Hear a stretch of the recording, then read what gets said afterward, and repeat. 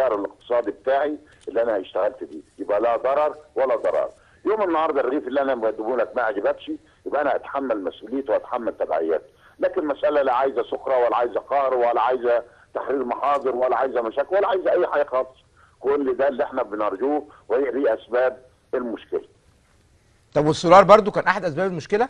طبعا الغاز والسولار. الغاز والسولار كانوا احد اسباب المشكله؟ الغاز والسولار. يعني الغاز والسولار ده برغم ان احنا النهارده محسوب صفيحه السولار ب 22 جنيه في التكلفه. انا النهارده بجيب صفيحه السولار ب 40 جنيه و 35 جنيه، وبرغم عن ذلك بالليل طول الليل بعربياتنا الملاكه على محطات البنزين عشان نجيب من هنا جركنين ومن هنا 3 ومن هنا 5 عشان تصبح الفرن تطلع عيش، برضه حرصا على المواطن بصرف النظر بقى يعني اي التزام. احنا التزامنا مع المولى عز وجل، لان المواطن ده ما ليش ذنب في اللي بيحصل، وده التزام ادب. اصحاب المخابز، اصحاب الموقف النبيل الشريف على مدار تاريخ مصر، لا حرب وقفوا ولا ثوره جادوا ولا مظاهرات تعبوا ولا اي حاجه، الناس كلها كانت متخندقه في البيوت واحنا كنا بنجري في الشوارع عشان نطلع عيشه الناس تاكل، وما حسسناش مواطن على ارض مصر ان في يوم من الايام في نقص في رغيف العيش. في النهايه يبقى احنا النهارده يعني هم اللي بيدفعونا للي احنا فيه النهارده.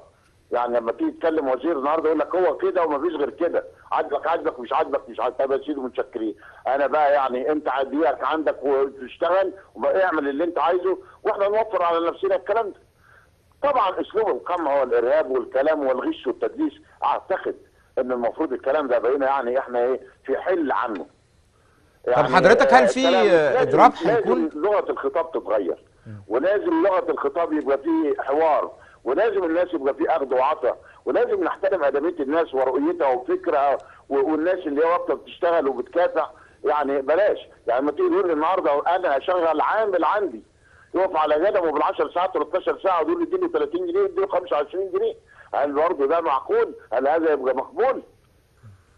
طب يعني استاذ عبد الله في اضراب الاسبوع المقبل ولا لا؟ في اضراب للمخابز الاسبوع المقبل ولا لا؟ يوم الاحد الجاي؟ لا. في ايه في الحد الجاي؟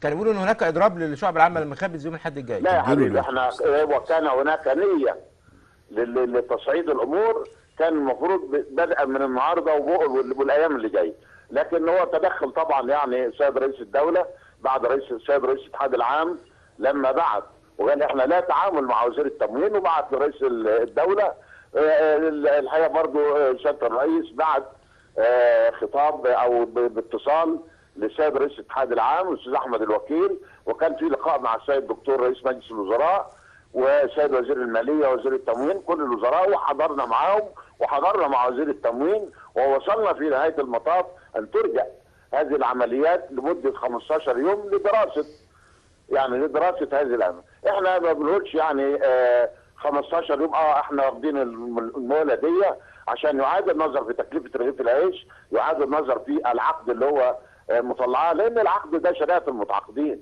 وانا طول عمري اتعلمنا وعارفين العقد ده ليه اركانه، واركان هذا العقد يعني معروفه، لازم يبقى فيه قبول ولازم يبقى فيه رضا واتفاق. لكن انت عشان تقعد بينك نفسك تسطر عقوبات وتسطر بتاع، اين شريك المسؤوليه معاك؟ ده انا اللي هنفذ مش انت. وبعدين احنا هنمشي بنظام السخره ولا اكتب ما يملى عليك ولا ما تلاقيش؟ كل الكلام ده مرفوض، دي سياسه مرفوضه. وبعدين احنا لينا برضه يعني مستحقات حدود 400 مليون جنيه عند الوزاره لحد النهارده اللي هو فرق سعر السولار والحافز، برضه بقى لنا 6 شهور ما صرفناش.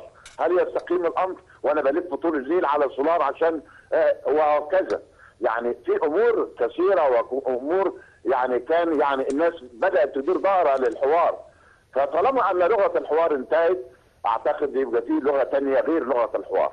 اتمنى ان تستمر لغه الحوار. بنشكر سيادتك على هذا الايضاح الحقيقه. الهام دكتور عبد الستار اثار كثير من النقاط الاستاذ عبد الله غراب حضرتك علق لنا بقى عليه. يعني هو مش احنا ابتدينا اول مره نطالب باعاده تكليف الرغيف من سنه 2006، ده من الثمانينات واحنا بنطالب باعاده تكليف سعر الرغيف لغايه ما توصلوا في 2006 من بعدها برضه ما كانش مرضي، بيطالبوا باعاده تكليف سعر الرغيف. اعاده تكليفه يعني نحسب عناصر التركيبه بتاعته، العناصر كلها ارتفعت، الغاز ارتفع واللي بيشتغل بالغاز، السولار ارتفع اللي بيشتغل بالسولار، العماله ارتفعت، الملح ارتفع، الميه ارتفعت، الكهرباء ده زادت، كل ده زاد، ولا يمكن يبقى هو هيستمر بنفس التكاليف، لازم يعاد التكاليف كل فترة.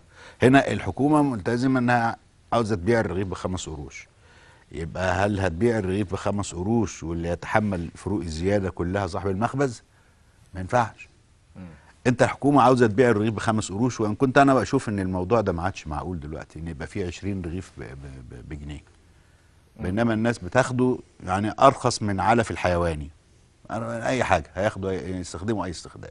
طيب الحكومه لاسباب سياسيه مش عاوزه تزود سعر الرغيف، عاوزه يستمر بهذا الثمن، يبقى هتضطر تزود رقم الدعم، لانها هتضطر تزود يعني تصرف اكتر علشان ما يتحملش صاحب المخبز.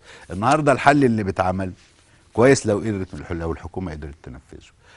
صاحب المخبز ملوش دعوه، هو بيستلم كميه دقيق وبياخد تكاليف تشغيل الشوال كذا، تحسب له تكاليف تشغيل الشوال ويعاد النظر في هذه التكاليف كل فتره عشان يشوف انا النهارده انا عشان اشغل شوال 100 كيلو واطلع منه 1000 رغيف وشويه مثلا، هيكلف كام كهرباء وكام عماله وكام ملح وكام ميه وكام ايجار الى اخره، وكام الايادي اللي بتتداوله، هيكلف 100 جنيه 200 جنيه زي ما هيكلف. يبقى اقول لصاحب المخبز ادي 10 شوله وادي ثمن تشغيلهم، وتسلمني في النهايه كذا رغيف، اخر اليوم تسلم لي كذا رغيف، او على مدار اليوم تسلم لي كذا رغيف.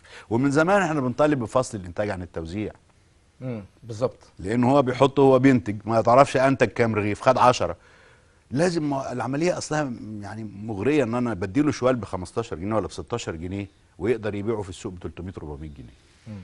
وبعدين ما دام ما فيش رقابه وشايف نفسه بيخسر، لازم هيسرب شويه من الشويه بالظبط دي عشان من الباب يغطي الوراني، تكلفته. لا يمكن هتقدر توقف. بالظبط. لكن ظبط المسائل وخلي الراجل ما يخسرش، وفي الحاله دي لما يبقى يطلع رغيف بقى تقطع رقبته. في الحاله دي هو مش هيطلع رغيف بره او كيلو دقيق بره، انت بتقول له انا بسلمك كذا شوال وتمن تشغيل الشوال قد كده، اتفضل ادي كذا الشوال وادي ثمن تشغيلهم، واستلم منك اخر النهار كذا كذا رغيف بالمواصفات 1 2 3 4. وزي ما قال الحاج عبد الله، لما يبقى يطلع له رغيف مش مظبوط يبقى ما ياخدوش منه،